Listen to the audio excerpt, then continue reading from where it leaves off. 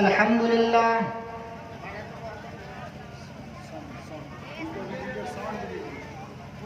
नहमदुहु व नस्तईनुहु व नस्तगफिरुह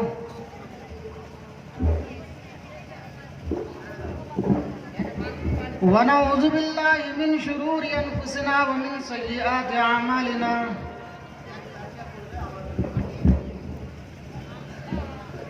मन यहदिहिल्लाहु फला मुदिल्ल लहु व मन युद्लिलहु फला हादिय लहु व अशहदु अल्ला इलाहा इल्लल्लाह वहदहु ला शरीका लहु व अशहदु अन्ना मुहम्मदन अब्दुहु व रसूलुहु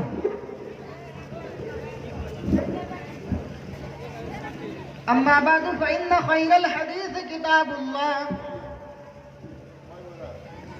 व ख़ैरल हदी हदी मुहम्मदिन सल्लल्लाहु अलैहि वसल्लम व शर्रल उमूरि मुहदसातुहा व कुल्लु मुहदसतिन बिदअह व कुल्लु बिदअतिन ज़लालह व कुल्लु ज़लालतिन फिन्नार अऊज़ु बिल्लाहि अस्समीइल अलीम मिनश शैतानिर रजीम बिस्मिल्लाहिर रहमानिर रहीम हुवल्लज़ी बअस फिल उम्मिय्यीन रसूलन मिनहुम यतलू अलैहिम आयातिही व युज़क्कीहिम व युअल्लिमुहुमुल किताब वल हिकमा ओम मंगलम भगवान विष्णु मंगल गरुड़ध्वज मंगलम पुंडरीकाक्ष मंगलाय तनो हरि ओम पुरुष देवता नमः स्वाहा ओम बुद्ध देवता नमः स्वाहा ओम सूर्य देवता नमः स्वाहा यो न पिता जनित यो विधाता धामानि वेदं भुवनानि विश्वा यो देवानां नाम धायकव्यमं संपरसमं भुवनयत्ततयद्दया यदा यदा हि धर्मस्य ग्लानिर्भवति भारताभ्युत्थानां धर्मस्य तदात्मानसृजनः परित्राणाय साधूनां विनाशाय कृष्णां धर्म संस्थापनार्थं संभवामि युगे युगे रब्बि इश्रह ली सदरी वयस्सिर ली अमरी वहलुल उक़दतम मिन लिसानी यफ़क़हू क़ौली रब्बि ज़िदनी इल्मा आमीन। हर किस्म की तारीफ और तौसीफ किबरियाई और बड़ाई इज्जत और बुजुर्गी उस अल्लाह रब्बुल आलमीन के लिए लायक और सजावार है जो रब्बुल आलमीन है, जो मालिक यौमिद्दीन है। हम उस अल्लाह तबारक व तआला से दुआ करते हैं कि आलमीन भाई सबके थोड़ी ना बोलेगा कोई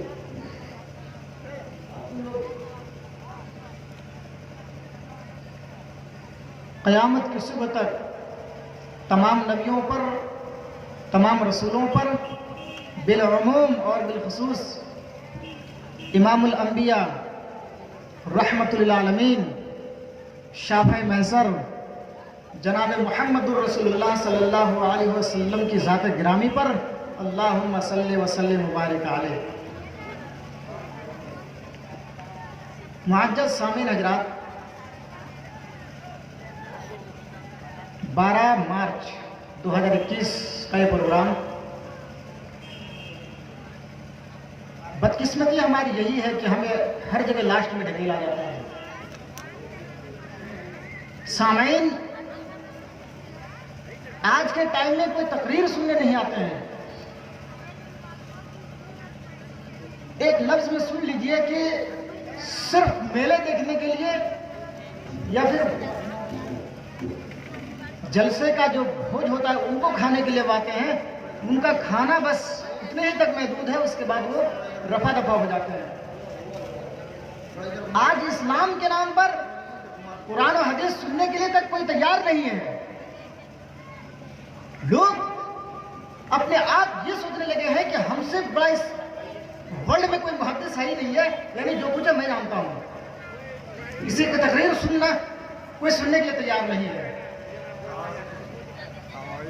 लेकिन मुबारकबाद पेश करता हूँ जितने भी सामीन बैठे हुए हों, अल्लाह तबारक व तआला से दुआ है कि इलाहुल आलमीन जितनी बातें कही जाए, अय अल्लाह कहने वालों को भी और सुनने वालों को भी उस पर पूरी की पूरी अमल करने की तौफीक अता फरमाए।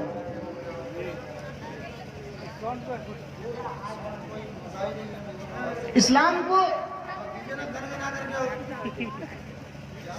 दे करके सिर्फ अल्लाह ने अपने प्यारे हबीब जनाब मोहम्मद रसूलुल्लाह सल्लल्लाहु अलैहि वसल्लम हुई को नहीं भेजे, बल्कि आप पूरी नबियों की एक फहरिस्त उठा लीजिए तो जितने भी नबी इस दुनिया में आए हैं तमाम नबियों का यही मिशन था, अशहदु अल्ला इलाहा इल्लल्लाह व अशहदु अन्ना मुहम्मद रब्बुहु व रसूलुहु।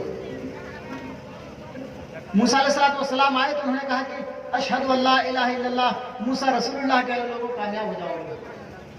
इब्राहिम अलैहिस्सलातु वस्सलाम का ये कौल था कि लोगों ला इलाहा इल्लल्लाह, इब्राहिम रसूलुल्लाह कह लो, कामयाब हो जाओगे। यानी कलमे का दो पार्ट है। पहला पार्ट यह है कि अशहदु अल्ला इलाहा इल्लल्लाह, इस बात की आप गवाही दीजिए कि अल्लाह के अलावा कोई पूजा योग्य नहीं है, और कलमे का जो दूसरा यानी उसका जो दूसरा पार्ट है वो चेंजिंग होता गया, यानी जमाने जमाने के हिसाब से वो चेंजिंग होता गया। यार क्या तुम लोग आवाज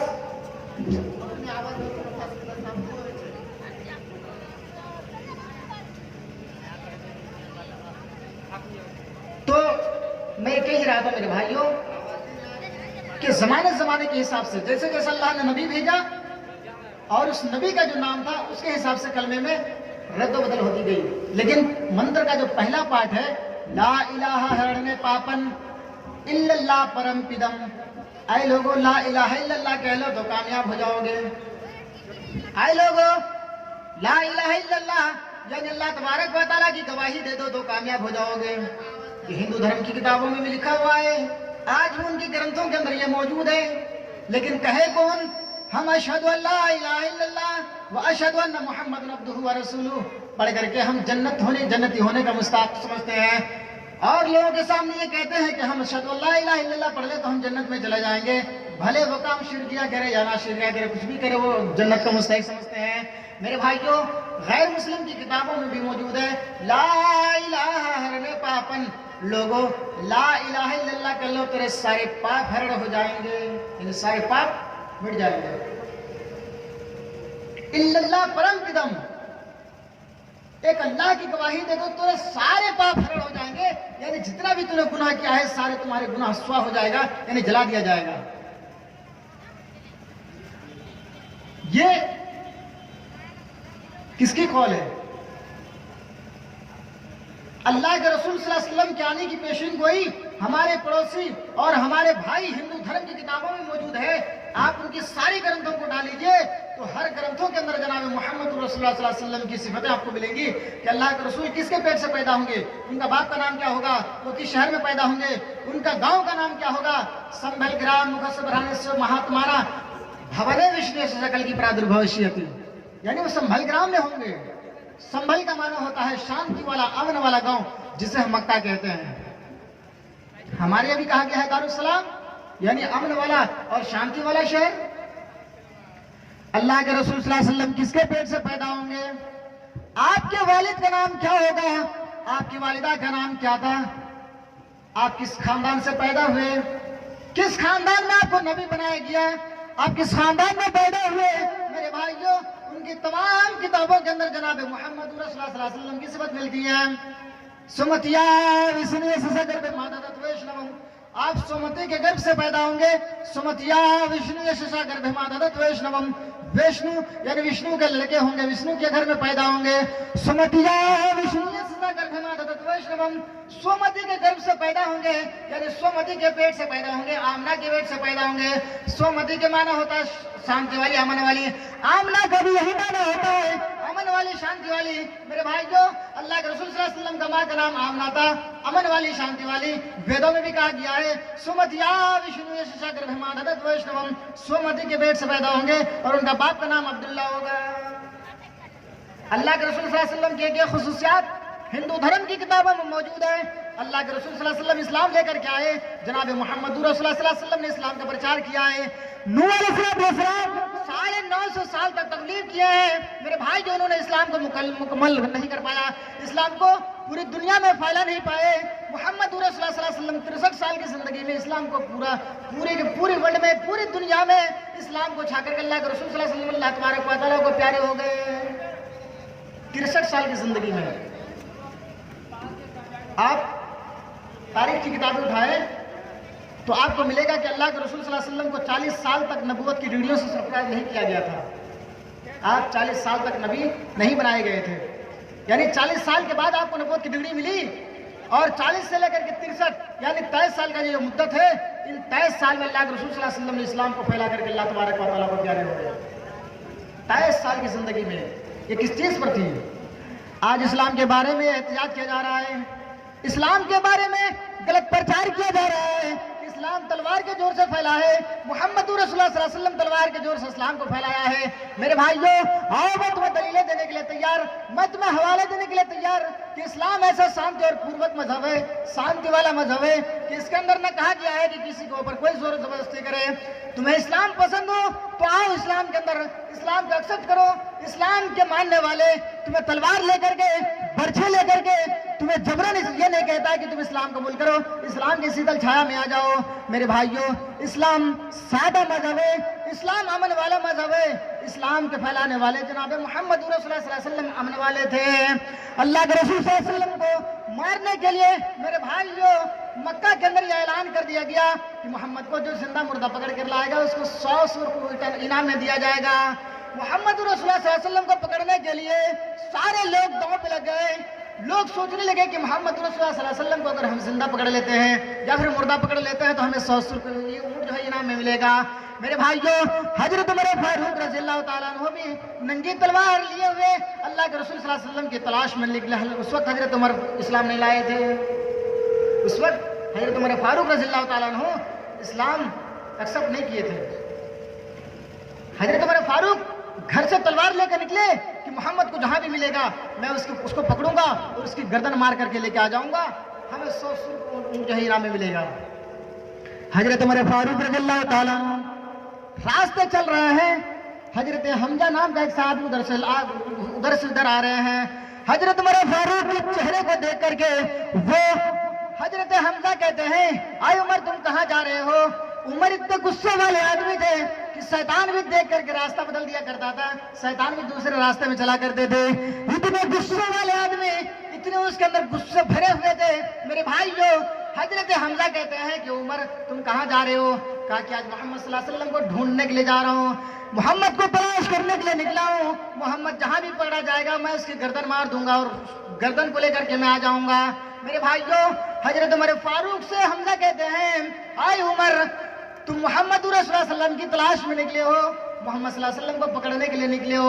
कहा कि हाँ, वो ऐसा जादूगर है, वो ऐसे आग लगाता है कि बाप बेटे के दिन से छुड़वा देता है, बाप के दिन से बेटे को छुड़ा देता है, माँ बेटी से अलग थलग कर देता है।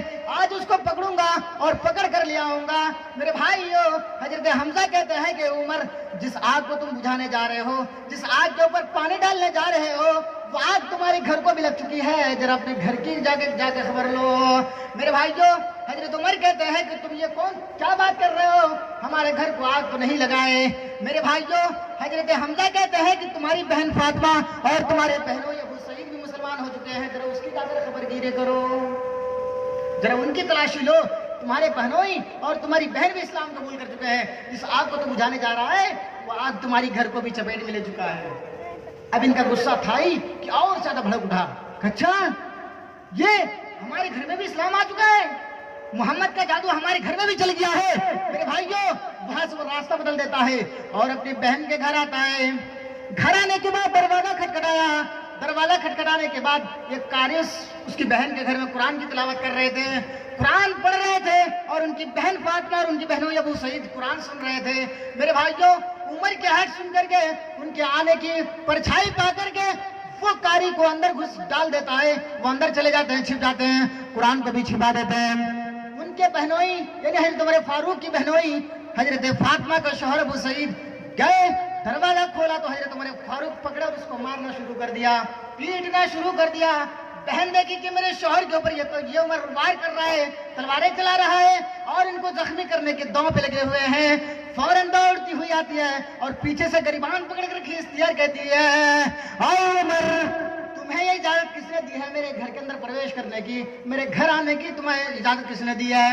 हजरत उमर फारूक कहते हैं, आए मेरी बहन, सुनने में आया है कि तू मुसलमान हो चुकी है, इस्लाम कबूल कर चुकी है। हजरत फातिमा कहती है कि अब इस बात का सवाल क्या करना, मैं तो इस्लाम कबूल कर चुकी हूँ, तुम्हारी बहनों भी इस्लाम कबूल कर चुके हैं। अब बताओ, जो लोग अपने बाप दादा की दीन को छोड़ करके दूसरे रिलीजन को अपना रहे हों, दूसरे धर्म को अपना रहे हों, उनके घर के आदमी को गुस्सा कितना आता होगा। सपोज दैट आपका बेटा, आप मुसलमान हैं, आपका बेटा अगर किसी गैर रिलीजन में चले जाएं तो आप उसे एक्सेप्ट करेंगे घर में रखने के लिए? उसे जगह देंगे? तुमने हमारे बाप दादा के दिन को छोड़ दिया है, तू गैर रिलीजन में अपना लिया है, तू जाओ, तुम उसी में जाओ, मरो कटो, कुछ भी हो जाओ, तुमसे हमारी कोई मतलब नहीं है, तुम हमारे लड़के नहीं हो। मेरे भाइयों, हजरत उमर फारूक कहते हैं, आए मेरी बहन, तुमने इस्लाम कबूल कर चुकी है, तुमने इस्लाम को तो अपना लिया है, लेकिन एक बात है, जो कुरान तू पढ़ रही थी, तुम्हारे घर में कुरान वो कारी तिलावत कर रहे थे, जरा उस कुरान की आवाज मुझे भी सुनाओ। हजरत फातिमा कहती है, आए मेरे भाई, आए उमर, तुम नापाक हो। हदीस की किताबों में आता है कि हजरत फातिमा कहती है, जाओ पहले गुस्ल करके आओ, नहाओ, उसके बाद मैं तुम्हें कुरान सुनाऊंगी और हमारे कारी को तुम्हें कुरान सुनाने दूंगी। दूसरे हदीस में आता है कि हजरत फातिमा कहती है, जाओ पहले वजू बना कर आओ, उसके बाद तुम्हें कुरान सुनाया जाएगा। मेरे भाई दोनों में से कोई एक हदीस ले लीजिए। हजरत उमर फारूक वजू बना के आते हैं और उसके सामने वो कारी तिलावत करने लगते हैं, कुरान पढ़ने लगते हैं। कुरान की आयतों ने उनके दिल के अंदर घर करने लगा, पत्थर दिल को मोम बना करके उसको पिघला दिया और उसको इतना अच्छा लगा, सुन करके इतने बेहतरीन और इतने अच्छे लगे उन्हें कि वो कहते हैं, आओ मेरी बहन, जिस आग की लपेट में तुम आ चुकी हो, जिस आग को बुझाने के लिए मैं जा रहा था, चलो उस आग के पास लेकर के, मुझे भी रहा नहीं जा रहा है, मैं भी इस्लाम कबूल कर लूंगा, मेरी बहन लेकर चलो। हजरत फातिमा कहती है, वैसे हम तुम्हें ले जाने के लिए तैयार नहीं है, हो सकता है तुम्हारे दिलों के अंदर कबूरत भरी हुई हो और जाकर के जनाब मोहम्मद रसूलुल्लाह सल्लल्लाहु अलैहि वसल्लम के ऊपर तुम वार करना शुरू कर दो। हजरत उमर कहते हैं, आए मेरी बहन, तुम्हारी मर्जी, बांधना चाहो तो लो, हाथ तुम्हारे सामने मौजूद है, इनको बांध लो, पीछे से बांधना हो तो बांध लो, जिस हाल में तुम्हें लेकर चलना हो, चलो हम जाने के लिए तैयार हैं। हजरत फातिमा और उनके बहनों अबू सईद उनको लेते हैं और अल्लाह के रसूल सल्लल्लाहु अलैहि वसल्लम के पास चले जाते हैं। अल्लाह के रसूल सल्लल्लाहु अलैहि वसल्लम के घर जाने के बाद, जहां अल्लाह के रसूल सल्लल्लाहु अलैहि वसल्लम कयाम पज़ीर थे, जहां अल्लाह के रसूल सल्लल्लाहु अलैहि वसल्लम रुके हुए थे, वहां पर गए, दस्तक दे, दरवाजा खटखटाया, सहाबा चौंक गए, आए अल्लाह के रसूल, उमर आ चुका है, उमर को देख रहा हूं कि ये उमर की आट है, ये उमर का चेहरा लग रहा है, आए अल्लाह के रसूल, मामला उल्टा है, आए अल्लाह के रसूल, हो सकता है कि हमारे ऊपर वार ना करना शुरू कर दे। अल्लाह के नबी सल्लल्लाहु अलैहि वसल्लम ने फरमाया, आए मेरे साथी, जाओ दरवाजा खोलो, अगर वो अच्छी नीयत से आ रहा हो तो कोई बात नहीं है, वरना उसी की तलवार छीन कर उसकी गर्दन उड़ा दूंगा। मेरे भाई, दरवाजा खोल दिया जाता है। हजरत उमर फारूक दौड़ते हुए आते हैं और अल्लाह के रसूल सल्लल्लाहु अलैहि वसल्लम के दामन में चेहरे छुपा लेते हैं और कहते हैं, आए अल्लाह के रसूल, आए अल्लाह के रसूल, मैं किसी और इरादे से निकला हुआ था, लेकिन एक सहाबी मिले, उसने कहा कि जिस आग को तुम बुझाने के लिए जा रहे हो, वो आग तुम्हारे घर को भी लपेट चुका है, वो आग तुम्हारे घर में भी लग चुकी है, जाओ तुम अपने घर की खबर लो। आए अल्लाह के रसूल, मैंने देखा मेरी बहन कुरान की तिलावत कर रही थी, उनके घर में कारी तो कुरान तिलावत कर रहे थे, कुरान पढ़ रहे थे, मैंने कुरान की आयतें सुनी।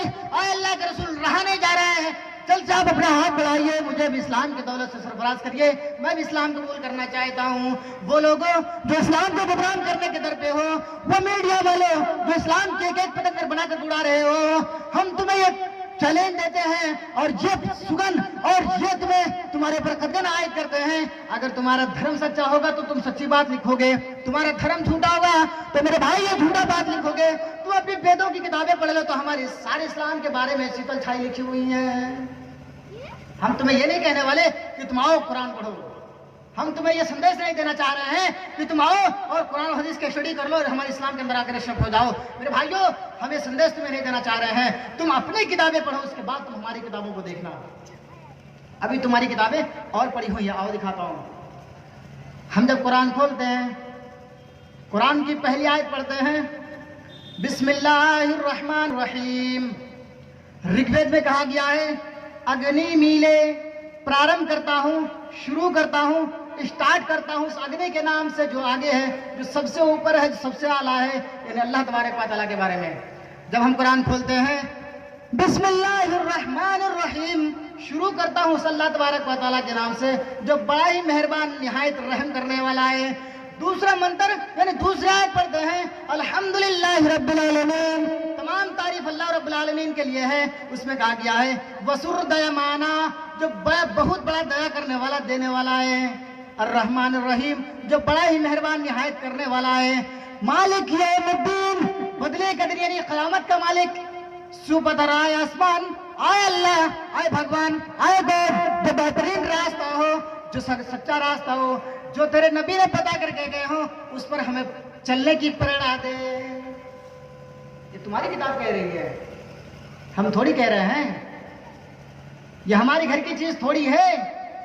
तुम अपने ऋग्वेद खोलो, देख लो, अगर ये मंत्र तुम्हें ना मिले तो आकर के फिर से डिबेट कर सकते हो। मेरे भाइयों, सारी चीजें लिखी हुई हैं। अल्लाह के रसूल सल्लल्लाहु अलैहि वसल्लम के बारे में कहा गया है, मोहम्मद पितुस्परी मेघा मृत्यु से जगरब अहम सूर रेवाजनी। मोहम्मद नाम का एक लड़का होगा, मोहम्मद नाम का एक आदमी आएगा, मोहम्मद नाम का एक व्यक्ति आएगा जो सूरज की तरह चमकेगा, सूर्य की तरह रोशन करेगा, यानी पूरी दुनिया में इस्लाम का डंका बजाएगा। मेरे भाइयों, ये तुम्हारी किताबें कह रही हैं, मोहम्मद पितुस्परी मेघा मृत्यु से जगरब अहम सूर रिवाजनी। मोहम्मद नाम का लड़का पैदा होगा तो पूरी दुनिया में रोशन करेगा, पूरी दुनिया को मुनव्वर कर देगा, इस्लाम की शीतल छाया लोगों तक पहुंचाएगा। अल्लाह के रसूल सल्लल्लाहु अलैहि वसल्लम जब पैदा होने के बाद 63 साल के यानी 40 साल के बाद जो नबूवत की डिग्रियों से आपको सरफराज किया गया, तो 40 साल से लेकर के यानी 23 साल की मुद्दत में आपने इस्लाम को पूरी दुनिया में टंका बजा दिया, इस्लाम को फैला दिया। मेरे भाइयों, एक सूरज जब पूरब से निकलता है, पूरी दुनिया को ऐलान करता हुआ निकलता है, आओ लोगों, अब तुम्हारी ट्यूबलाइट की कोई जरूरत नहीं है, तुम्हारी मरकरी की कोई जरूरत नहीं है, अब तुम्हारी चिराग की कोई जरूरत नहीं है, अब मैं आ चुका हूं, ये सारी चीजें बंद कर दो जो तुम जला रहे हो। ये जलसे हैं, इसको रोशनी देने के लिए, लोगों को देखने के लिए हमने कितनी मरकरियां लगा रखी हैं, कितना बल्ब लगा रखा है, ताकि लोग एक दूसरे को पहचानने में आ जाए। आप यहाँ से थोड़ी सी अलग चले जाइए, देखिए कितना अंधेरा है। वो सूरज जिसको अल्लाह तबारक व तआला ने एक मुअय्यन चीज के लिए पैदा किया है, उसकी लिमिट बांधी है कि सूरज से पश्चिम से पूरब और पूरब से पश्चिम वो आएंगे जाएंगे। मेरे भाइयों, वो एक सूरज निकलते हैं तो पूरी दुनिया को रोशन करता हुआ निकलता है और यही ऐलान करता है कि अब तुम्हारी ट्यूबलाइट की कोई जरूरत नहीं है, अब तुम्हारी मरकरी की कोई जरूरत नहीं है, अब मैं आ चुका हूं, अब ये सारी चीजें बंद कर दो। अल्लाह के रसूल सल्लल्लाहु अलैहि वसल्लम जाने से पहले कितने सारे नबी आए हैं, कितने सारे नबी आए हैं। तमाम नबियों का यही मिशन था, अशहदु अल्ला इलाहा इल्लल्लाह, लोगों इस बात की गवाही दे दो कि अल्लाह के अलावा कोई माबूद नहीं है। लेकिन इस्लाम को मुकम्मल नहीं कर पाया, इस्तिराब को पूरी दुनिया में उजागर नहीं कर पाया, पूरी दुनिया में फैला नहीं पाए। लेकिन मोहम्मद रसूलुल्लाह सल्लल्लाहु अलैहि वसल्लम ने 40 यानी 63 साल की जिंदगी में इस्लाम को पूरे मुकम्मल करके अल्लाह के रसूल सल्लल्लाहु अलैहि वसल्लम अल्लाह को प्यारे हो गए।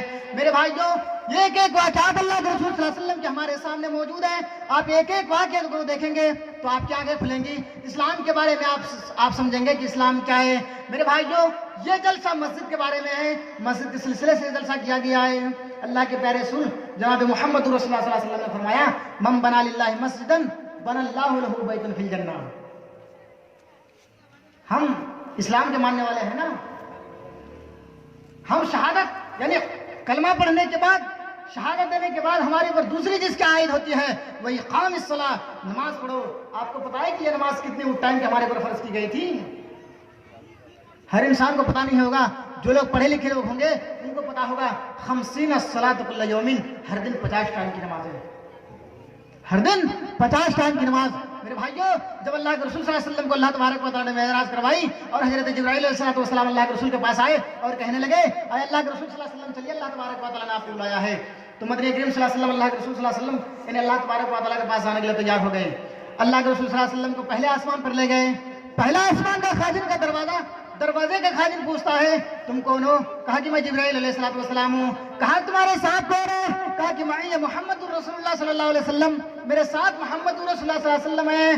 खाजिन पूछता है, आसमान के दरवाजे का खाजिन पूछता है कि अल्लाह के रसूल सल्लल्लाहु अलैहि वसल्लम को बुलाया गया है, ऊपर आने की परमिशन है। हजरत जिब्राइल कहते हैं, आए मेरे भाई, आए आसमान का खाजिन है अल्लाह तबारक व तआला ने मोहम्मद सल्लल्लाहु अलैहि वसल्लम को बुलाए और आप अल्लाह के रसूल सल्लल्लाहु अलैहि वसल्लम को लेकर मैं ऊपर आना चाहता हूँ।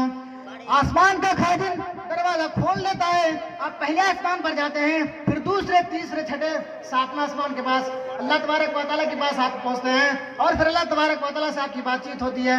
अल्लाह तबारक व तआला फरमाता है, आए मोहम्मद रसूलुल्लाह सल्लल्लाहु अलैहि वसल्लम, जाओ मैं तुम्हें 3 तोहफे दे रहा हूँ। 3 तोहफे वो क्या है? पहली चीज, 50 सलात कुल्ल यौमिन, हर दिन 50 टाइम की नमाज, 50 टाइम की नमाज। दूसरी चीज, शिर्क के अलावा हर गुनाह की बख्शिश। और तीसरी चीज, सूरह बकर की आखिरी आयत, सूरह बकर के आखिरी रुकू। ये 3 तोहफे अल्लाह तबारक व तआला ने अपने हबीब जनाब मोहम्मद रसूलुल्लाह सल्लल्लाहु अलैहि वसल्लम को दिए और अल्लाह के रसूल सल्लल्लाहु अलैहि वसल्लम खुशी खुशी उसे एक्सेप्ट किए, स्वीकार किए, कबूल किए और लेकर के आ रहे हैं। हजरत मूसा अलैहिस्सलाम से मुलाकात हो गई। मूसा अलैहिस्सलाम ने कहा, अच्छा मोहम्मद सल्लल्लाहु अलैहि वसल्लम, अय मोहम्मद, अल्लाह ने आपको बुलाया था, क्या दिया? कहा कि 50 सलात कुल्ल यौमिन, हर दिन 50 टाइम की नमाज। मूसा अलैहिस्सलाम बोले, कितने? मूसा अलैहिस्सलाम ने सवाल किया, कितने? बोला 50 सलात कुल्ल यौमिन, हर दिन 50 टाइम की नमाज। मूसा अलैहिस्सलाम ने कहा कि मोहम्मद, तुम्हारी उम्मत 50 टाइम की नमाजें नहीं पढ़ सकती है। बुखारी शरीफ के अंदर ये वाक़या मौजूद है। मेरे भाइयों, आप उठा के देख सकते हैं। मूसा अलैहिस्सलाम ने कहा, आए मोहम्मद रसूलुल्लाह सल्लल्लाहु अलैहि वसल्लम, तेरी उम्मत 50 टाइम की नमाजें नहीं पढ़ सकती है, जाओ अल्लाह तबारक व तआला के पास कम कराओ।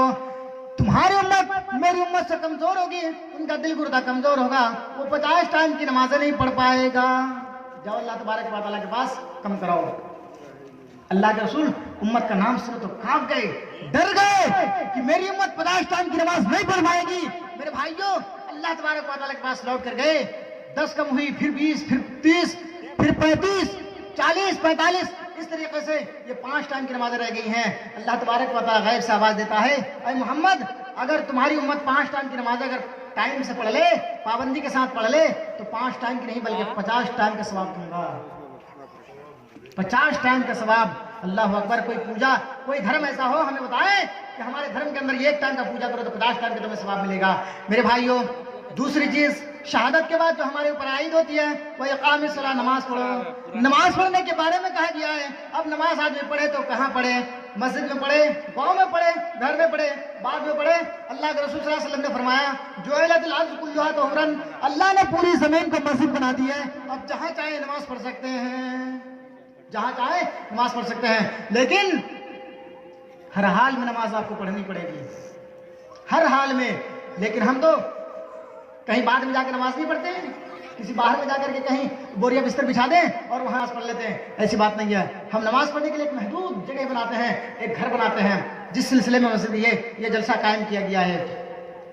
ये मस्जिद का जलसा है। अल्लाह के रसूल सल्लल्लाहु अलैहि वसल्लम ने फरमाया, मन बना लिल्लाहि मस्जिदन बनल्लाहु लहु बैतन फिल जन्नह, जिसने अल्लाह तबारक व तआला के लिए घर बनाया, अल्लाह उसके लिए जन्नत के अंदर घर बनाता है। कौन ऐसा आदमी है जो अल्लाह तबारक व तआला का घर बनाएगा? अल्लाह के नबी ने फरमाया, मन बना लिल्लाहि मस्जिदन बनल्लाहु लहु बैतन फिल जन्नह, जो अल्लाह के लिए इस धरती पर मस्जिद बनाता है, अल्लाह उसके लिए घर बनाता है। मेरे भाइयों, अल्लाह के प्यारे हबीब जनाब मोहम्मद रसूलुल्लाह सल्लल्लाहु अलैहि वसल्लम अपने सहाबा को लेकर के कुरान पढ़ रहे हैं, इस्लाम की दावत दे रहे हैं। उसी दरमियान में कुरान की आयतें पढ़ते हैं, पढ़ते पढ़ते अल्लाह तबारक व तआला, अल्लाह के रसूल सल्लल्लाहु अलैहि वसल्लम कुरान की तिलावत कर रहे हैं, कुरान पढ़ रहे हैं। पढ़ते पढ़ते एक आयत आ जाती है, मन ज़ल्लज़ी युक़रिदुल्लाह क़र्ज़न हसना, कौन है जो अल्लाह तबारक व तआला के राह में कर्ज हसना दे दे? कर्ज हसना। अल्लाह के रसूल साहबा के लेकर बैठे हुए हैं, इस्लाम की दावत दे रहे हैं। उसी में कुरान की आयतें पढ़ते पढ़ते एक आयत आ जाती है, मन ज़ल्लज़ी युक़रिदुल्लाह क़र्ज़न हसना, कौन है जो अल्लाह तबारक व तआला को कर्ज हसना दे? कर्ज हसना। सपोज दैट मैं आपको कर्ज दिया 10,000 रुपये, 25,000, 20,000, 30,000, और फिर वो कर्ज मैं वो लौटा के लेता हूँ आपसे। मैं आपको कर्ज दिया तो उस कर्ज को आप हमें फिर लौटाएंगे। यह हमारी मिशन है, यह हमारी लॉ कहती है, हमारा शरीयत ये कहता है कि अगर हम किसी को 5,000 रुपये प्रोवाइड करें तो 5,000 रुपये फिर हमें वापस दे देता है। अल्लाह के नबी सल्लल्लाहु अलैहि वसल्लम ने फरमाया, आए मेरे भाई, कौन है जो अल्लाह तबारक व तआला के राह में कर्ज हसना दे दे? सहाबा पूछते हैं, आए अल्लाह के रसूल, अल्लाह तबारक व तआला तो देने वाला है, वो तो सबका दाता है, सबको खिलाता पिलाता है। जो अल्लाह को मानता है अल्लाह उसे भी खिलाता है, जो अल्लाह को नहीं मानता उसे भी खिलाते हैं, जो अल्लाह का इनकार करता है अल्लाह उसको भी खिलाता है। तो अल्लाह तबारक व तआला को कर्ज लेने की क्या जरूरत पड़ गई है? मेरे भाइयों, अल्लाह के नबी सल्लल्लाहु अलैहि वसल्लम ने फरमाया, आए मेरे दोस्त, आए मेरे साहबी, आए मेरे साथी, वो कर्ज की बात मैं नहीं कर रहा हूं जो तुम समझ रहे हो। अल्लाह को कर्ज दोगे तो कल कयामत के दिन आप पाओगे उस चीज को, अल्लाह उसके बदले में तुम्हें जन्नत देगा। मेरे भाइयों, वहां पे एक अबू दरदा नाम रज़ी अल्लाह ताला अन्हु नाम का एक सहाबी बैठे हुए थे। वो सहाबी हजरत अबू दरदा वहीं बैठे हुए थे, कुरान की आयतें सुने, मंज़ल्लज़ी युक़रिज़ुल्लाहु क़र्ज़न हसना, कि अल्लाह तबारक व तआला को कौन कर्ज हसना देगा। वहीं पर वो सहाबी कहते हैं, आए अल्लाह के रसूल, मेरे पास 2 बाग है, एक मदीने के ऊपरी हिस्से में, दूसरी निचले हिस्से में। आए अल्लाह के रसूल, मैं अल्लाह तबारक व तआला को दोनों बाग कर्ज हसना दे दूंगा। अल्लाह के नबी सल्लल्लाहु अलैहि वसल्लम ने फरमाया, आए मेरे दोस्त, आए मेरे सहाबी, तुम दोनों बाग अल्लाह तबारक व तआला को कर्ज हसना दे दोगे तो फिर तुम क्या खाओगे? तुम्हारी बीवी है, तुम्हारे बच्चे भी हैं, उनकी परवरिश कैसे करोगे? तो एक बाग तुम अपने पास रखो, दूसरी बाग तुम अल्लाह तबारक व तआला की राह में दे दो। एक बाग तुम अपने पास रखो, दूसरी बाग दे दो। फिर अल्लाह तबारक व तआला कुरान करीम के अंदर फरमाता है, लन तनालुल बिर्रा हत्ता तुनफिकू मिम्मा तुहिब्बून, तुम नेकी उस वक्त तक नहीं पा सकते जब तक कि तुम्हारी पसंदीदा चीज को अल्लाह तबारक व तआला की राह में कर्ज हसना नहीं दे दोगे। अल्लाह की राह में कर्ज हसना नहीं दोगे उस वक्त तक जो तुम्हारे दिल के करीब हो, तब तक तुम नेकी को पा ही नहीं सकते, नेकी के पास नहीं जा सकते। मेरे भाइयों, वो सहाबी कहते हैं, आए अल्लाह के रसूल, अल्लाह तबारक व तआला फरमाता है कि वो आदमी नेकी तक नहीं जा सकता है, वो आदमी नेकी नहीं पा सकता है जब तक कि उसकी दिली चीज, यानी जो उसको सबसे अच्छा लगे, जो उनके दिल के करीब हो, उनको अल्लाह तबारक व तआला के राह में कर्ज हसना ना दे दे। तो आए अल्लाह के रसूल, मेरे पास 2 बाग हैं और दोनों मेरे दिल के करीब हैं, मैं किस बाग को दूं और किस बाग को रखूं? अल्लाह के नबी सल्लल्लाहु अलैहि वसल्लम ने फरमाया, सबसे ज्यादा तुम्हारे दिल के करीब कौन सा बाग है? कौन सा? मदीने के ऊपरी वाले या निचली वाले? नीचे जो है वो, या ऊपर में जो बाग है वो सहाबी कहते हैं, अय अल्लाह के रसूल, मैं बहुत ज्यादा जाया करता हूँ मदीने के ऊपरी वाली बाग में, जो ऊपर में है उस बाग में मैं जाया करता हूँ और बहुत मेरे दिल के करीब है वो बाग। अल्लाह के नबी सल्लल्लाहु अलैहि वसल्लम ने फरमाया, आए मेरे साथी, उस बाग को तुम अल्लाह तबारक व तआला के राह में कर्ज हसना दे दो, एक बाग अपने पास रखो। वो सहाबी उस बाग को अल्लाह तबारक व तआला के हवाले करके फौरन दौड़ता हुआ घर आए। घर आने के बाद दस्तक दी, दरवाजा खटखटाया, देखा दरवाजा लॉक है, ताला लगा हुआ है, घर में कोई नहीं है, न बीबी है, न बच्चे हैं, न कोई है, सारे लोग घर से बाहर हैं। क्या बात है, कहाँ गए हैं? हो सकता है कि मैके चले गए हों, उनकी ननिहाल चली गई हों, मेरी बीवी उनकी मैके चली गई हों। पड़ोसी से पूछते हैं, आओ मेरे भाई, मेरी बीवी कहाँ है, मेरे बच्चे कहाँ हैं? मेरे घर में ताला लॉक है, मेरे घर में ताला लगा हुआ है, मेरे बाल बच्चे कहाँ गए हैं? पड़ोसी जवाब देते हैं, आए मेरे भाई, तुम्हारी बीवी मदीने के ऊपरी वाले बाग में गए बच्चों को खजूर खिलाने के लिए। तुम्हारी बीवी बस थोड़ी देर पहले, यानी 10-15 मिनट पहले तुम्हारी बीवी गई है मदीने को ऊपरी वाली बाग, वहां बच्चों को खजूर खिलाने के लिए। तुम्हारे बच्चे रो रहे थे, तुम्हारे बच्चे गिड़गिड़ा रहे थे, भूख के मारे बिलख रहे थे, इसलिए तुम्हारी बीवी उसको पकड़ी और लेकर के चली गई मदीने को ऊपरी वाली बाग। अब वो सहाबी अपने भाई की बात सुनते हैं, वहां से दौड़ लगाते हैं, मदीने के ऊपरी वाले बाग में पहुंचते हैं। बाग में पहुंचने के बाद दरवाजे पर पहुंचने के बाद आवाज लगाता है, आओ मेरी बीवी, आओ मेरे बच्चे, जल्दी इस बाग को खाली करो, ये बाग मेरा नहीं है, ये बाग मेरा नहीं है, जल्दी बाहर निकलो, ये बाग मेरा नहीं है। बीवी चौंक जाती है, आए मेरे सरताज, आए मेरे शौहर, ये क्या कह रहे हो, ये बाग तो मेरा है, ये किसने कब्जा कर लिया है, किसने हदिया लिया है, किसने कसम कर लिया है? आओ मेरे शौहर, ये बाग तो मेरा है, मदीने के ऊपरी वाले और निचले वाले ये बाग तो ये दोनों बाग मेरे हैं, किसने कब्जा कर लिया है? वो सहाबी कहते हैं, आए मेरी बीबी, रीजन बाद में पूछना, जल्दी बच्चों को पकड़ो और बाहर निकलो, बाद में मैं रीजन बताऊंगा कि तुम्हें ये बाग मेरा है या नहीं है। बीबी फरमा बरदार थी, अल्लाह वाली थी। जैसे ही शौहर का परमिशन मिला, वो अपने बच्चों को खींच करके बाहर ले आई, खींच करके बाहर लेकर निकली। बाहर आने के बाद हजरत अबू दरदा देखे कि मेरे बच्चों के दामन में खजूर, मेरे बच्चे खा रहे हैं, मेरी बीबी भी अपने दामन में ली हुई है। मेरे भाइयों, अबू दरदा उसके दामन पर हाथ मारते हैं, लपट्टा मारा, पकड़ा और खजूर को बाग में फेंक दिया। बच्चों जो खा रहे थे मुंह में उंगली डाल कर उसको निकाला और बाग में फेंक दिया और कहा, आओ मेरी बीवी, ये बाग मुझसे कब्जा किसी ने नहीं किया है, ये बाग किसी ने हत्या नहीं किया है, बाग किसी ने हमसे छीन नहीं लिया है। आओ मेरी बीवी, मैं अल्लाह तबारक व तआला को कर्ज हसना दे दिया हूँ, अब ये बाग मेरा नहीं है, इस बाग में मेरा कोई सरोकार नहीं है, ये बाग मेरा नहीं है। बीबी फरमा बरदार थी, अल्लाह वाली थी, कहने लगी आए मेरे शौहर, बाग को अल्लाह तबारक व तआला के राह में कर्जा हसना दे दिए हो, तो उसके बदले अल्लाह तबारक व तआला में क्या देगा, इस बाग के बदले में क्या देगा। शौहर कहता है अबू दरदा की मेरी बीवी, अल्लाह के प्यारे हबीब जनाब मोहम्मद रसूलुल्लाह सल्लल्लाहु अलैहि वसल्लम ने फरमाया अल्लाह तबारक व तआला को कर्ज हसना दे दोगे तो अल्लाह उसके बदले में तुम्हें जन्नत देगा। बीवी पूछती है आए मेरे शौहर, तुम एक बाग दिए हो कि दोनों बाग दिए हो। कहा कि मेरी बीवी एक बाग मैंने दी है, मदीने के ऊपरी वाले बाग, ये जो तुम जिस बाग के अंदर एंट्री थी तुम्हारी, जिस बाग के अंदर तुम प्रवेश हुई थी, उस बाग को मैंने अल्लाह तबारक व तआला के राह में कर्ज हसना दी है। बीवी कहती है आए मेरे शौहर, दोनों बाग तुमने अल्लाह तबारक व तआला के राह में कर्ज हसना क्यों नहीं दे दिया। जब अल्लाह तबारक व तआला इस बाग के बदले में मुझे जन्नत देगा तो आए मेरे शौहर, दोनों बाग तुमने अल्लाह के हवाले क्यों नहीं कर दिया। मेरे भाई वो शौहर कहते हैं, अबू दरदा कहते हैं कि मेरी बीवी दोनों बाग देने के बारे में मैंने ये बात की, लेकिन अल्लाह के नबी सल्लल्लाहु अलैहि वसल्लम ने फरमाया कि तुम्हारी बीवी है, तुम्हारे बच्चे हैं, उसकी परवरिश कैसे करोगे। मेरे भाई उसकी बीवी सजेस्ट करती है आए मेरे शौहर, दोनों बाग अगर तुम अल्लाह तबारक व तआला के राह में कर्जा हसना दे देते तो मैं जंगलों में जाती, लकड़ियां चून कर लाती, इकट्ठी करती और बाजार में फरोख्त कर करके मैं अपने बच्चों का और अपना पेट भर लेती।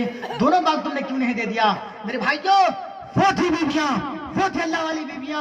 मेरे भाइयों आज वो औरतें कहाँ हैं।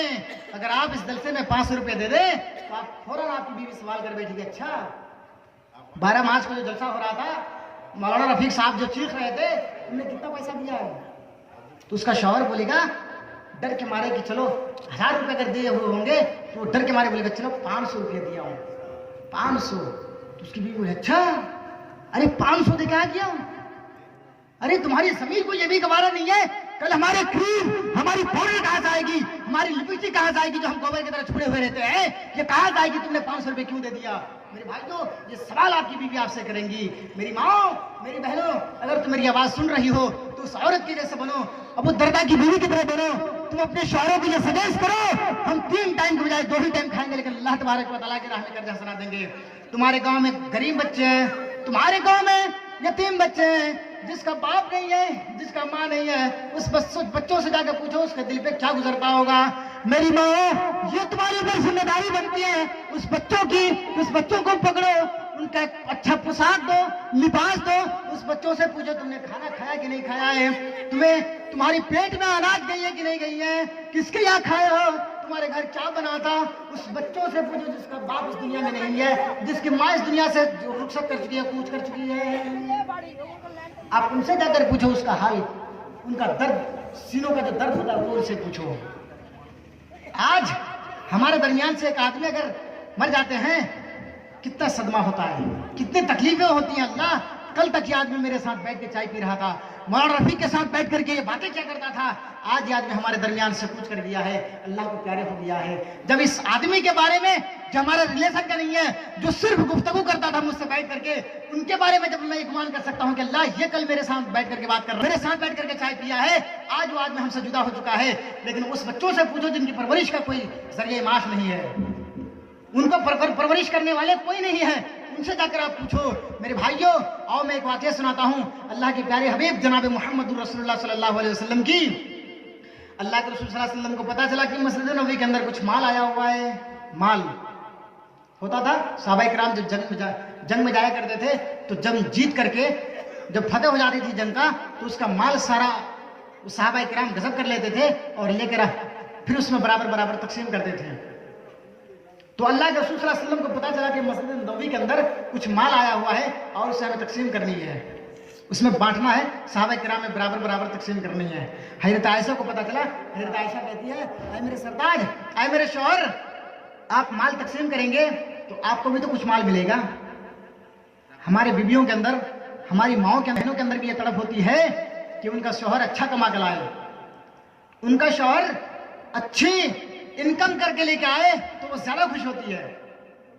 और वही शौहर अगर थोड़ा सा माल कमा के लिए आए, 100-150 रुपये, या कोई ऐसा दिन होता है जिस दिन उसकी कहीं वर्क नहीं लगता, वो काम नहीं करते हैं, तो उनको मजदूरी तो जाहिर सी बात है नहीं मिलेगी, तो उनकी बीवी भड़क जाती है, अच्छा अरे तुम कहीं और टाइम पास कर रहा था, कहाँ चला गया था? आज तुमने वर्क नहीं किया, आज काम नहीं किया, हमारे घर पैसे नहीं आए? ये सवाल आज हमारी माएँ करती हैं, हमारी बहनें आज ये सवालें अपने शौहरों से करती है। मेरे भाइयों, हजरत आयशा के भी दिल में ये ख्याल आया, ये उमंग उठी कि आए मेरे शहताज, आए मेरे सोहर, आज मस्जिद नबवी के अंदर जो माल बटेगी, माल का आप तकसीम करेंगे तो आपको भी कुछ माल मिलेगा। अल्लाह के नबी सल्लल्लाहु अलैहि वसल्लम ने फरमाया, हाँ मेरी बीवी, मुझे भी हो सकता है माल मिल जाए, मैं बराबर बराबर तकसीम करूंगा तो हो सकता है कि मुझे भी माल मिले, हिस्सा तो मुझे भी मिलेगा। हजरत आयशा कहती है, ऐ मेरे शौहर, क्या मैं लकड़ियां ला करके चूल्हे के पास रख दूं, बर्तन मांझ करके ला करके चूल्हे के पास रख दूं, लकड़ियां ला करके चूल्हे के पास रख दूं? मैं रख देती हूँ, आप माल लेकर के आएंगे, हम लोग 15-15, 20-20 दिन से भूखे हैं, ऐ मेरे सरताज आप माल लेकर आएंगे, फौरन उसको बनाऊंगी, तैयार करूंगी और फिर हम लोग खाएंगे, शिकम शेर होंगे। मेरे भाइयों, जो हमारी पेट के आंतें कुल अल्लाह पड़ रही हैं, आज थोड़ी सी वो सुकून महसूस करेंगी। अल्लाह के प्यारे हबीब जनाब मोहम्मद रसूलुल्लाह सल्लल्लाहु अलैहि वसल्लम ने फरमाया, आए मेरी बीबी, माल तो मैं तकसीम करूंगा, माल तो मैं बांटूंगा, लेकिन अगर मुझे भी मिल जाए तो हो सकता है मैं घर लेकर आऊं और फिर तुम उसे पकाओगी, हम लोग शिकम शेर होकर के खाएंगे। लेकिन आए मेरी बीवी, अगर हो सकता है कि माल बराबर बराबर तकसीम करने के बाद मुझे ना मिले तो हमें कोई एतराज नहीं है। अल्लाह के प्यारे हबीब जनाब मोहम्मद रसूलुल्लाह सल्लल्लाहु अलैहि वसल्लम अपनी बीवी से, अपनी लाडली से थोड़ी सी गुफ्तगू करते हैं और फिर मस्जिद नबवी के अंदर एंट्री मार लेते हैं। सारे सहाबा किराम में बराबर बराबर तकसीम करने के बाद 2-2 झोले तकसीम किए। उसके बाद अल्लाह के रसूल सल्लल्लाहु अलैहि वसल्लम को भी 2 झोले मिले। उस माल में से अल्लाह के प्यारे हबीब जनाब मोहम्मद रसूलुल्लाह सल्लल्लाहु अलैहि वसल्लम को भी माल मिले। अल्लाह के रसूल सल्लल्लाहु अलैहि वसल्लम मस्जिद नबवी से लेकर के जैसे ही नो एंट्री मारे, बाहर निकले तो यतीम बच्चा दौड़ता हुआ आया। बहुत दर्द भरी ये वाकया है मेरे भाइयों, दिल को दहलवा देने वाले वाकयात है, आंखों से आंसू जारी हो जाएंगे मेरे भाइयों। अल्लाह के रसूल सल्लल्लाहु अलैहि वसल्लम जैसे ही मस्जिद नबवी से एंट्री मारे, बाहर निकले तो यतीम बच्चे दौड़ते हुए आए। एक अल्लाह के रसूल सल्लल्लाहु अलैहि वसल्लम का बायां हाथ पकड़ा, दूसरा आया दायां हाथ पकड़ा। ये कहता अल्लाह के रसूल सल्लल्लाहु अलैहि वसल्लम मेरी माँ नहीं है, दूसरा कहता है अल्लाह के रसूल मेरा बाप नहीं है। आए अल्लाह के रसूल मेरी माँ नहीं है और मैं 5 दिन से भूखा हूँ। दूसरा कहता है कि अल्लाह के रसूल मेरा बाप इस दुनिया में नहीं है और मैं 8 दिन से भूखा हूँ। आए अल्लाह के रसूल कहीं खाने को कुछ नहीं मिला है। आए अल्लाह के रसूल हमारी पेट क्या थे गुलल्ला पड़ रही हैं। अल्लाह के नबी सल्लल्लाहु अलैहि वसल्लम ने देखा एक बच्चा इधर जो 5 साल का है, इधर देखा 6-7 साल का, 8 साल का बच्चा है जो ये शिकायत कर रहा है कि अल्लाह के रसूल मेरी माँ नहीं है। दूसरा कह रहा है कि अल्लाह के रसूल मेरा बाप नहीं है। आए अल्लाह के रसूल आज 5 दिन से मेरी पेट क्या थे खुलल्ला पड़ रही हैं, कुछ हमें नहीं मिला है खाने के लिए। आए अल्लाह के रसूल भूख से रहा नहीं जा रहा है, पैदल चला नहीं जा रहा है, कहीं बैठता हूं तो बैठ के भी सुकून नहीं मिलता है। मेरे भाइयों, अल्लाह के रसूल सल्लल्लाहु अलैहि वसल्लम की कानों में आवाज पड़ी, मदनी करीम सल्लल्लाहु अलैहि वसल्लम के हाथों की पकड़ ढीली होने लगती है, छोड़ देते हैं। एक बच्चा एक झोले को पकड़े, दूसरा बच्चा दूसरा झोला पकड़ा और दोनों बच्चे दौड़ता हुआ अपने घर की तरफ चले गए। अल्लाह के प्यारे हबीब जनाब मोहम्मद रसूलुल्लाह सल्लल्लाहु अलैहि वसल्लम वहीं अपने रुखसार पर हाथ लेकर के बैठ गए। इधर देखा कि एक 5 साल 6 साल का बच्चा दौड़ रहा है, इधर देखा कि 8 साल का बच्चा इधर दौड़ता हुआ जा रहा है।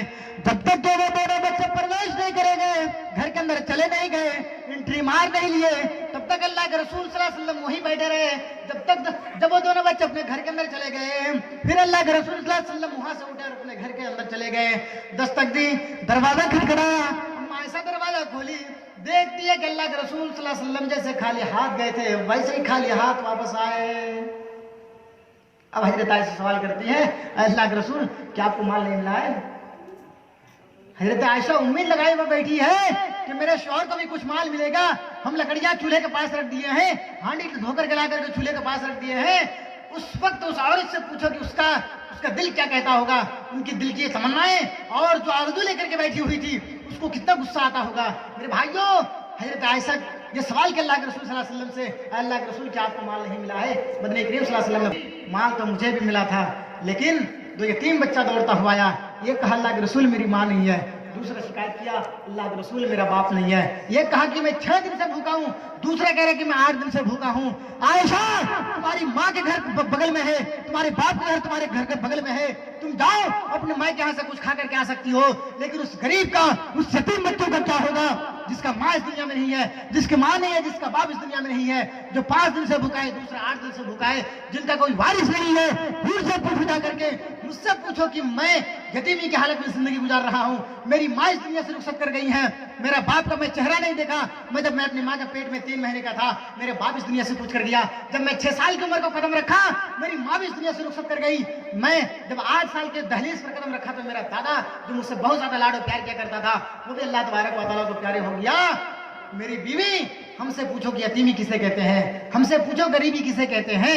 तुम्हारे माँ बाप के घर तो बगल में है, तुम जाओ वहां जाकर के खा के भी आ सकती हो। अल्लाह के रसूल सल्लल्लाहु अलैहि वसल्लम के जवाब सुन करके हम माए से खामोश हो जाती हैं और दूसरा कोई सवाल नहीं करती है। मेरे भाइयों, मेरी माँ, इस वाक़े को गौर से सुनो। तुम भी जिस वाक़े को लाहे अमल बना करके इसके मिस्दाक बन जाओ। तुम्हारे गांव में जो गरीब बच्चे हैं, तुम्हारे गांव में तुम्हारे पड़ोसी जो यतीम बच्चे हैं जिनका कोई वारिस नहीं है, तुम उसकी वारिस हो। अगर तुम अपने बच्चों को खिलाई, अपने बच्चों को अच्छा अच्छा कपड़ा पहनाई और उस बच्चे को नहीं पहनाया, तो कल तुम्हारा गरीबान पकड़ा जाएगा और वही बच्चे सवाल करेंगे, अल्लाह ये मेरा पड़ोसी था, ये तो खुद खाया है लेकिन मुझे खाने के लिए नहीं दिया, मुझे खाने के लिए कभी नहीं पूछा है। मेरी माओ, ये सवाल तुमसे किया जाएगा। वैसे तो माओ की दिल तो बहुत ज्यादा नरमिले होती है, नरम दिल की माएँ होती हैं, उनका दिल तो थोड़ी थोड़ी सी बात पर लड़ जाती है। मेरे भाइयों, हमसे पूछो, हम जब सफर करते हैं, प्रोग्राम में जाते हैं, ट्रेनों में मांगने के लिए आते हैं, अच्छे अच्छे बच्चे वो ये सवाल करते हैं, अरे मौलाना साहब मेरी माँ इस दुनिया में नहीं है, जो होता है मैं प्रोवाइड कर देता हूँ। हम ये नहीं कहना चाह रहे हैं कि हम प्रोवाइड करते हैं, दूसरों को देते हैं तो आपके सामने हम अपने एहसान जितलाएं। मेरे भाइयों, ये हमारी मकसद नहीं है, लेकिन आप भी दीजिए। आपकी भी यही मिशन होनी चाहिए, आपका भी यही अमल होना चाहिए कि जो यतीम बच्चे हैं उनको अच्छे कपड़े दो, उनके बारे में पूछो कि तुम खाए हो कि नहीं खाए हो, उनसे पूछो कि तुम्हारे पास रहने को क्या है, ठंड का मौसम दिया है। मेरे भाइयों, उस गरीब से पूछो जिनके पास रहने के लिए घर नहीं है, उस यतीम से पूछो जिसके माँ बाप नहीं है, उन्होंने इस ठंड को कैसे काटा होगा। आज हमारे पास तो शेरवानी है, मौलाना रफीक 7-7, 8-8 हजार का शेरवानी पहनता है, उससे पूछो कि उसने इस ठंड को कैसे काटा है।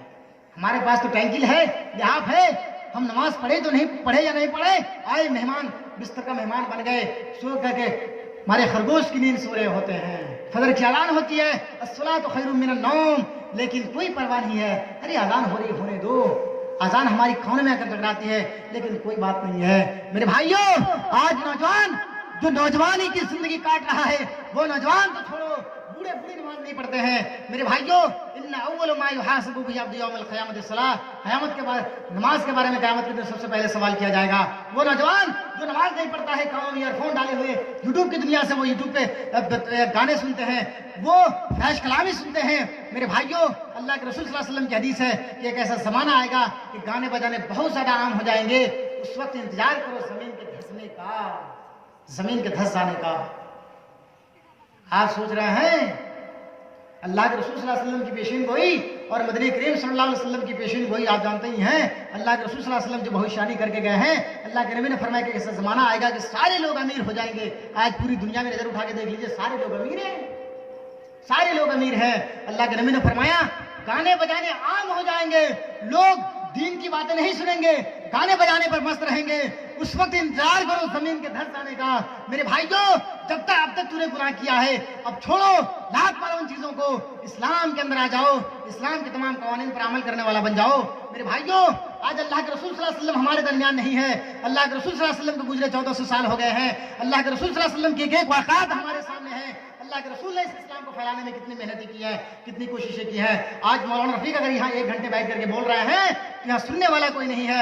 मेरे भाइयों, अल्लाह के रसूल सल्लल्लाहु अलैहि वसल्लम जब ताइफ के मंजर पर जाते हैं, ताइफ की बस्ती में जाते हैं, पथरीली कौम, पथरीली जमीन पर रहने वाली वो कौम जिनकी दिले पत्थर हो चुकी थी, उन्होंने अल्लाह के रसूल सल्लल्लाहु अलैहि वसल्लम को इतना मारा कि आपकी पेशानी फट गई, जूतों में खून आकर के जम गए।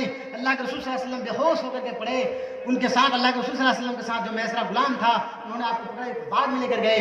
बाग में जाने के बाद अल्लाह के रसूल सल्लल्लाहु अलैहि वसल्लम से कहा कि अल्लाह के रसूल, ये पथरीली जमीन पर कौम है, रहने वाली कौम है, जिनकी दिलें पत्थर हो चुकी है। अल्लाह के रसूल अल्लाह तबारक व तआला से दुआ कर दीजिए, इनको लाख कर दिया जाए। अल्लाह के नबी सल्लल्लाहु अलैहि वसल्लम ने फरमाया, आए मेरे भाई, आए मेरे भाई, ये पत्थर में रहने वाले कौम जिनकी दिलें पत्थर हो चुकी हैं, जिनका दिल मुर्दा हो चुका है, आए मेरे भाई, छोड़ो, मैं अल्लाह तबारक व तआला से क्या दुआ करूं, इनकी नहीं तो इनके आने वाले नस्लें इस्लाम कबूल करेंगी, इस्लाम को एक्सेप्ट करेंगी, इस्लाम के ऊपर चलेंगी। मेरे भाइयों, पहाड़ से फरिश्ते आते हैं, पहाड़ का जो दरबार है वो आता है, कहते हैं अल्लाह के रसूल, एक बार आप कहते तो मैं दोनों ताइफ की बस्ती को पीस डालता हूं, दोनों पहाड़ गलाकर पीस डालता हूं। अल्लाह के नबी सल्लल्लाहु अलैहि वसल्लम ने फरमाया नहीं, छोड़ो, मुझे मारा है, मुझे तकलीफ दिया है, कोई बात नहीं है, ये नहीं तो इनके आने वाले नस्लें इस्लाम कबूल करेंगी। मेरे भाइयों, आप अगर सच्चे बन जाओ तो आपकी नस्लें सच्चे होंगे। आप अगर नमाजी बन जाएं तो आपके बच्चे भी नमाज पढ़ेंगे। आप कुरान की तिलावत करना शुरू कर दो तो आपके बच्चे भी कुरान की तिलावत करेंगे। आप मौलवी बने तो आपके बच्चे भी मौलवी बनेंगे। आप दीन के ऊपर अमल करिए तो आपका दीन भी, आपके बच्चे भी दीन का वो दाई बनेगा, दीन के ऊपर वो चलने वाला बनेगा। वो मेरी माएँ, मेरी बहनें भी सुन लें। एक राइटर है जो क्रिश्चियन राइटर है, उन्होंने कहा कि mother is first college your children, माँ का गोद बच्चों का पहला मदरसा होता है। माँ अगर फिल्म देखती हो, माँ अगर गाने सुनती हो, पेटों में बच्चे हों और माँ फिल्म देखती हो तो उनका बच्चा क्या होगा? उनका बच्चा मुहद्दिस बनेगा। बच्चे रिकॉर्ड होते हैं, तुम क्या क्या हरकतें कर रही हो, तुम चल रही हो, तुम्हारा बच्चा रिकॉर्ड कर रहा है। तुम किसी को गाली दे रही हो, तुम्हारा बच्चा वो रिकॉर्ड कर रहा है। वो बच्चे भी हूबहू तू बटू वही वो अपना वो किरदार दिखाना शुरू कर देगा जो तू थी। मेरे भाइयों, मेरी माओ, तुम कुरान की तिलावत करने वाले बन जाओ, अल्लाह की इबादत करने वाली बन जाओ, अल्लाह के रसूल सल्लल्लाहु अलैहि वसल्लम के बताए हुए तरीके पर चलने वाली बन जाओ। मेरी माओ, मेरी बहनों, बातें तो कहने की बहुत सारी हैं, लेकिन कहें तो कहें किससे? जब आदमी ही नहीं हो, सामईन ही नहीं हो तो किसे सुनाया जाए? मेरे भाइयों, अब तक जितनी बातें हो चुकी हैं, अल्लाह तबारक व तआला से दुआ करिए कि बारेला हमारे जलसे को कामयाब अता फरमा। और मैं समझता हूँ कि बहुत हद तक कामयाबी के हमकिनार तक ये हमारा प्रोग्राम पहुँच चुका है। दुआ कर दीजिए और ये बंद कर दीजिए, आदमी नहीं है। तो जहाँ तक